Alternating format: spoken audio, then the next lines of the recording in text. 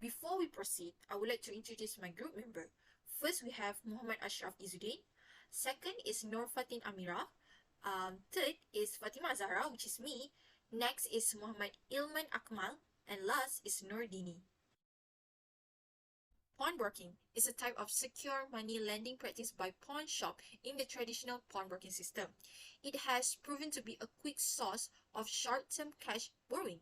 Previously, Muslims all over the world, particularly in Malaysia, did not have an option to obtain an interest-free and low-cost short-term cash advance. This situation have been improved since the creation of Ar-Rahnu, a Sharia-based Islamic pawnbroking institution that provide interest-free microcredit. The availability of traditional and Islamic pawnbroking service has offered client the option of selecting the best service provider in order to obtain quick and easy access to cash. Assalamualaikum, my name is Muhammad Ilman Akmal bin JAFFRI. So I'll proceed with issues on Ar-Rahnu Bank Rakyat and Ar-Rahnu Agro Bank. So the first issues is custodial fee. So there are three issues in custodial fee, which is issues about determination of custodial fee, issues regarding excessive charge of the custodial fee, and other consequential issues. Issues about the determination of custodial fee. Custodial fees currently do not have set rate. Instead, they can range from RM10 cent to RM85 cent per RM100 of marhun, with a monthly maximum charge of 1% of the value of the marhun. The next one is issues regarding excessive charge of the custodial fee. Despite the fact that the ujrah rate is fixed, an inflated fee is still charged, meaning that the greater the marhun, the more loan the consumer would receive, and as a result, the more ujrah is billed. The benefit of fee is seen as riba unless it accurately reflects the lender's true cost. So the next one is other consequential issues. Hanafi claims that because wadi'ah is a trust to hold the things deposited rather than a job, ujrah is not applicable to it, and that it should always be wadi'ah yad al-manah rather than wadi'ah yad al-damanah. This is due to the fact that in the former, the loan that benefits the lender is derived from the selling contract. So the second issue is benefiting from the marhun. First, a wadi'ah yad al-damanah contract was established between the consumer and the IFIs or IPS, whereby the former deposited his property with the latter on a guaranteed basis. Second, the IFIs or IPS and the customer construct a card contract in which the former lends a latter to a certain amount of money. A debt offset effect or MUKHTAR is created by this agreement because both parties are lending money to one another. It encourages the community to start saving and investing so that they can both save money and purchase jewelry.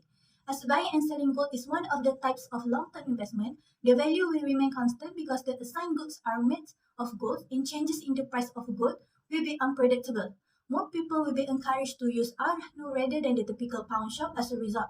This is because the Ar-Rahnu can meet the needs of low-income community, unlike conventional pawn shops, which have high interest rates for people in need. Secondly, this encourages Muslims to pledge collateral in exchange for credit and opens the eyes of the non-Muslim to use the Islamic pound system. This is due to the non-Muslim improvement in the Ar-Rahnu scheme, which serves as proof to them that Islam is simple and acceptable in all circumstances. Lastly, once the loan has been repaid, the lender will receive the assets that were given to them. Once the financial institution has received payment for the amount lent plus a saving fee, the customer will receive their assets that were pledged to the institution. If you are unable to make payments, your asset will be sold and you will get your money back plus any rental payment that you made over the amount you borrow. If the customer defaults and is unable to pay back the amount borrowed, the goods will be auctioned off at the market value of gold as the reserve. The remaining balance will be given to the customer after deducting the take amount borrowed and paying the associated costs. Contribution to the community welfare system are made in order to avoid unfair mortgage. Thank you, Dinie, for the explanation. Now, I will continue with another part, which is the challenges faced by the Ar-Rahnu providers. One of the most core challenges is the high margin of financing by the conventional pawnbroking. Conventional pawnbroking or other third parties usually offer higher margin rate or marhun to the customer. Moreover, why customers are always seeking them is because they offer a better amount of loan that could be up to 85% to 90% of the jewelry value. In contrast, Islamic pawnbroking can only make about 65% to 80% from the value of marhun, which can be considered a lower margin of financing. Second challenges is on the high competition among Ar-Rahnu providers. Instead of need to compete with the conventional pawnbroking, they also need to compete between themselves as an Islamic service provider in terms of providing instant cash to customer. As a customer, they will look for Ar-Rahnu institutions that offer short-term financing services that are easier and lower cost. For example, customers at Ar-Rahnu Bank Rakyat are more comfortable dealing with this institution because this institution offers low maintenance charge. The aspect of competition among Ar-Rahnu institution is a challenge because each of these institutions takes into account the value of the marhun, margin and the high value of the loan. For the third point is lack of knowledge and awareness about Islamic pawnbroking. Islamic and conventional types of pawning were both used in pawn shop in our country. However, there are still some people who use conventional pawning, especially Muslim.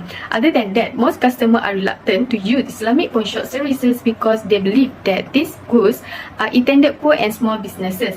The implication of these Ar-Rahnu providers should improve their promotion and marketing initiative in order to increase awareness customer in Malaysia. Next, low quality services offered by the staff is also one of the challenges on both Ar-Rahnu provider. Each organisation will provide best quality services to satisfy its client. To ensure client satisfaction, the Ar-Rahnu firm faces a difficult in developing managerial effectiveness. But finding a skilled workforce is the key issue that has an impact on quality of the service. Therefore, Ar-Rahnu providers should prepare a significant number of skilled staff in advance. For example, Ar-Rahnu institutions are required to have their own internal Sharia legal advisor to monitor Ar-Rahnu activity and guarantee they adhere to Sharia standard. Last but not least, Ar-Rahnu provider also may deliver quality facilities and improve employee productivity. In conclusion, it is true that Islamic pawnbroking system has the potential and capability to fulfill the void in the country's short-term credit structure. Islamic pawnbroking does not compete with traditional pawnbroking, but rather compensate for increased demand. The operator, which are the pawnbroker, should take steps to spread information about Ar-Rahnu operation, principle and SIM via media, pamphlet and online questionnaire. To avoid monopoly and domination by few pawnbroker, Islamic pawn shop should be built in rural and highly populated area.